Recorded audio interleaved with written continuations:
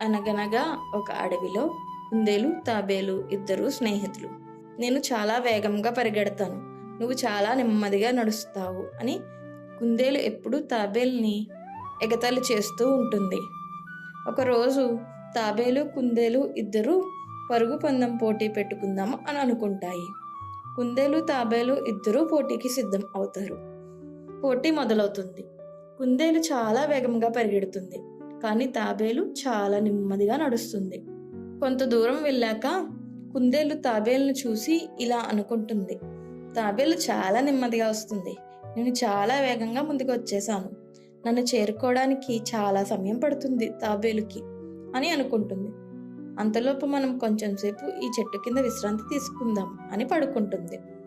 కొంతసేపటికి తాబేలు కుందేలు దగ్గరికి వచ్చి చూస్తుంది, కానీ కుందేలు గాఢ నిద్రలో ఉంటుంది. సరే అని తాబేలు నడుచుకుంటూ ముందుకు వెళుతుంది. హఠాత్తుగా కుందేలుకు మెలకువ వస్తుంది.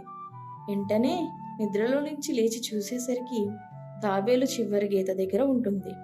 అది చూసి కుందేలు వెంటనే గబగబా పరుగుపెడుతుంది. కానీ కుందేలు వచ్చేసరికి తాబేలు గీత దాటి విజయం సాధిస్తుంది. ఈ కథలోని నీతి ఏమిటంటే, ఎవరి శక్తిని ఎప్పుడూ తక్కువ అంచనా వేయకూడదు. అలాగే జీవితంలో గెలవడానికి వేగం కన్నా నిదానమే ప్రధానం.